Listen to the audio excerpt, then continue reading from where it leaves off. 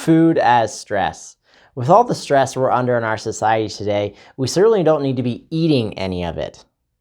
And that's what a lot of us are doing. We're adding stress to our bodies, to our physiology, just through choices of food that we're putting into our bodies. And a lot of it, unfortunately, is it's not very well understood, and we're not really aware of what we're doing. And so I'm just going to go over kind of some biggies here that add physiologic stress load to your body that prevent your body from health and from healing when we ingest it. So the first one here is going to be sugars. Now, this is starting to become very prevalent inside you, or at least the awareness of it increases about the detrimental effects of sugar. But why sugar causes so much stress to your body is because our body very tightly regulates sugar because it's one of the main sources of energy for our body, and always wants to make sure there's enough there so that we can always be able to respond to anything we need to. And a lot of our brain, it solely operates off of pretty much sugar all by itself. Can get into ketones as well too if you're really into that ketone diet, but its main energy supply for most people are blood sugar. And so anytime our blood sugar goes up or down, it can be stressful depending on how that happens. And so when we have very sweet foods, it tends to spike our blood sugar very, very quickly.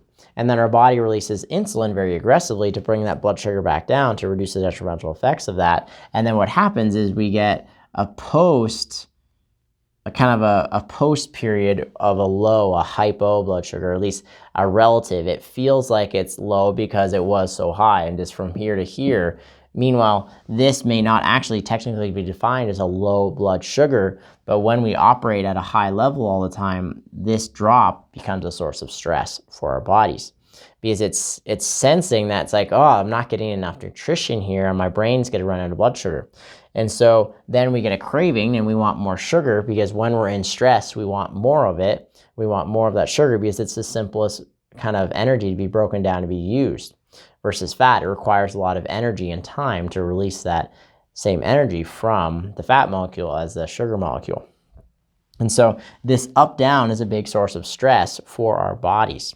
And so the next one is actually going to be artificial sweeteners, and I actually think these are going to be way worse than your regular sugars. In fact, what I'd rather you do is eliminate all the sweeteners and then just eat a lesser amount of actual sugar.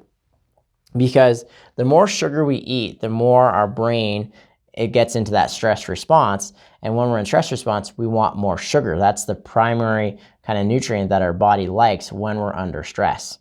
And so our cravings tend to go very high. The sweeteners, they have a similar but more powerful effect. Because what happens with your blood sugar with sweeteners is you have the sweet taste. So your body's preparing for something sweet, but the blood sugar never arrives. But as soon as the taste hits your tongue, your body starts to release insulin. But it should be accompanied by a blood sugar spike, but it's never there. And so what happens is your blood sugar actually goes down.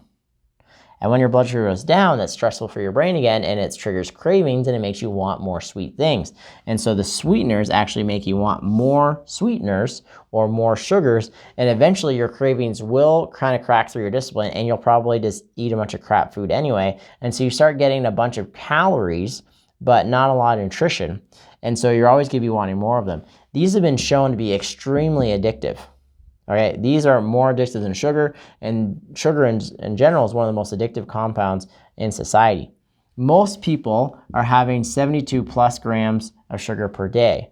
The recommended amount is between 25, a little bit more if you're kind of a bigger guy, but 25 grams is the ideal. And so we're consuming so much sugar here, it's no wonder our society is continuing to gain weight, and that it's predicted eventually a third of our society will be a type 2 diabetic. In fact, right now in today's society, if you count type 2 diabetics and a condition called pre-diabetes, which means they're kind of getting close to that level, it's already a third of our adult population. So this is a huge problem here. So stop eating this sugar, because again, it just makes you want more of it. And again, the problem with sweeteners, again, is it alters our taste buds to the point where normally sweet things lose their sweetness. Okay? So normally that apple that has a good amount of natural sweetness in it, because it doesn't have as much of that chemical-inducing sweet taste, its sweetness is lost. And so then we're on a mission to find more sweet things, more and more stronger sweet things.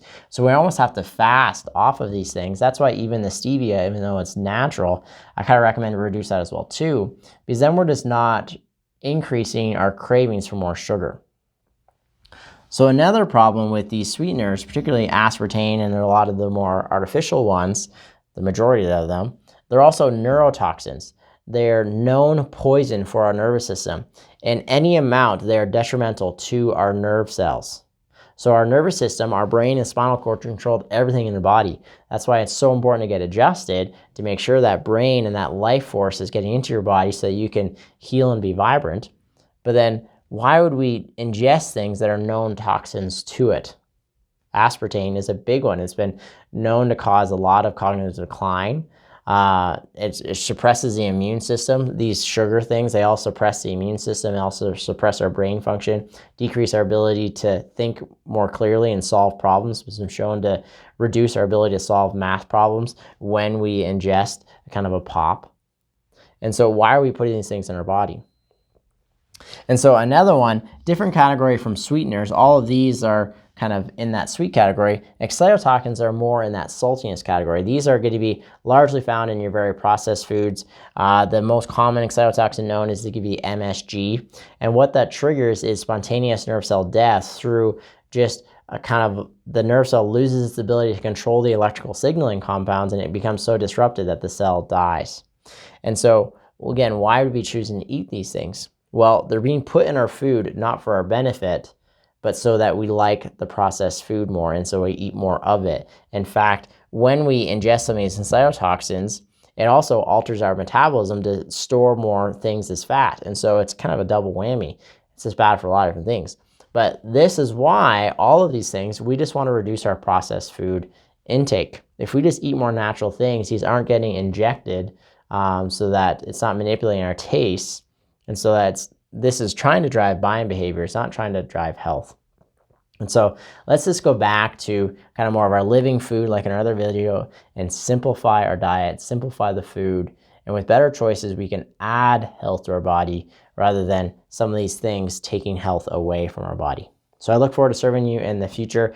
And please just refer to those PDFs, because a lot of these things, they're called so many different names. And if that label list is getting long with a bunch of different names in it, there's probably some of these in there. So we just want to reduce that. But refer to the PDFs. Those have the actual labels of all the ingredients that have been known to cause these damages. Again, it's a rather extensive list. So let's just simplify our diet, go back to that more simple eating style, and that's going to be better for our health and for our family and for everyone involved.